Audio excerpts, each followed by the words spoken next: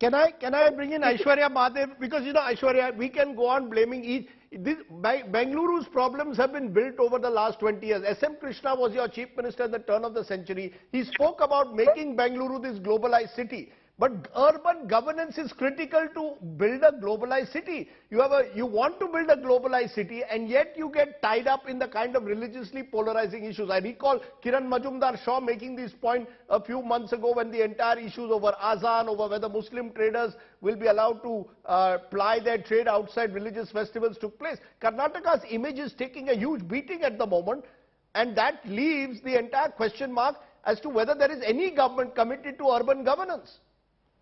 Good evening, Rajdeep. Before I answer exactly what you said, you know, in 2018, the BJP put out a manifesto where they promised a few certain things. One of them was something, you know, the 24/7 anti-corruption helpline, where if you see any act of corruption, then, you know, you should call the government and the government will take action. Thank God for the BJP that they never implemented it, because the phone line would be ringing off the hook because of the sort of excesses and the sort of corruption and graft in my state today. Along with that same anti-corruption helpline, they spoke about having, you know, an exclusive act just for Bangalore city, just for Bangalore infrastructure. They made massive promises on whether it was the steel flyover or whether it was the railway network. And you've seen exactly what has happened today. Instead of development, you're seeing thousands and thousands of crores going into corruption. You're seeing a KPTCL scam, a PSI scam. You see teachers, 13,000 school, you know, members of 13,000 schools in Bangalore have alleged corruption. The BBMP goes 10% ahead and says it's not 40%, it's 50%.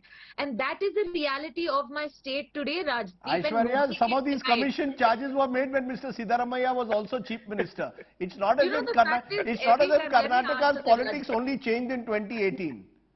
Rajdeep, let me tell you, for as much as Mr. Modi came and spoke about a 10% government and whatnot, you have not seen the BJP even come out and have half as much courage to say they are not as corrupt as the government. Mohan Vishwa can laugh, yes, you know, but what is more funny and what is pitiable is the fact that the BJP cannot govern itself today whatsoever, and this is the state of infrastructure in my state. And if you look at Chanpatna, where the highway authority is building that much touted Bangalore-Mysore highway, that is only Pratap Singha's only singular achievement as being a parliamentarian. You've seen thousands of crores of loss and the government is doing nothing. And today, Rajdeep, I will come down to the most essential fact.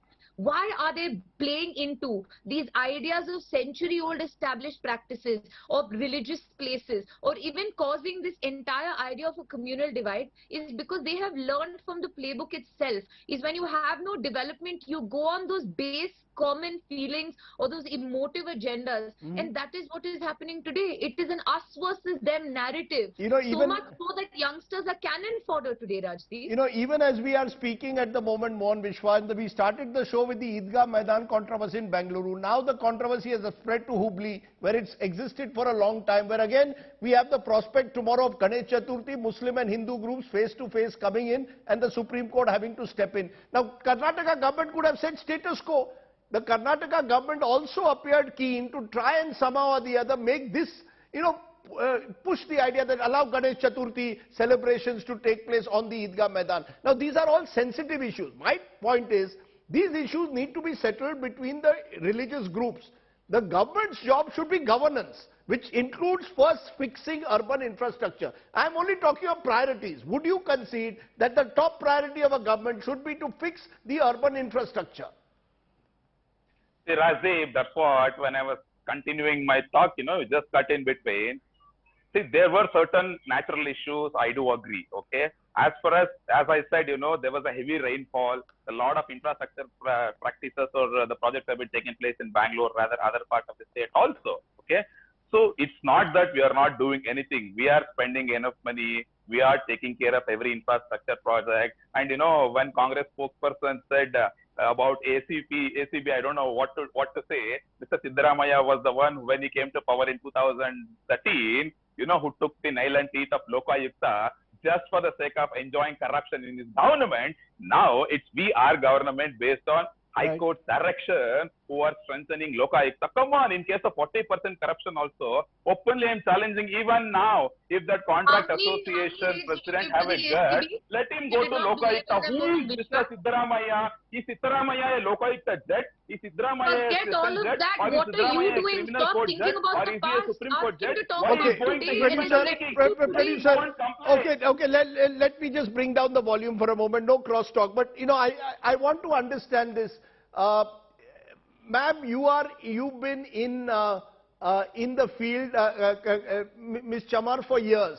You and your organization. Are you seeing any change, Katyani Chamar? Are you seeing more responses from your corporators, or are the corporators in Bengaluru completely disconnected from these issues? They just want to make sure when they are in power how to make a quick buck. It's not about trying to give back and invest in the future of Bengaluru. Absolutely. And also the state government trying to catch hold of total control over Bengaluru's finances and revenues. So they are not allowing the local government to function well also. They are not giving them the finances or the functionaries to perform well, because the MLAs want to keep Bengaluru under their charge. So the BJP spokesperson said that 6,000 crores is being given to Bengaluru. But if 40% of that is going away as commission, what kind of infrastructure are they going to provide to us?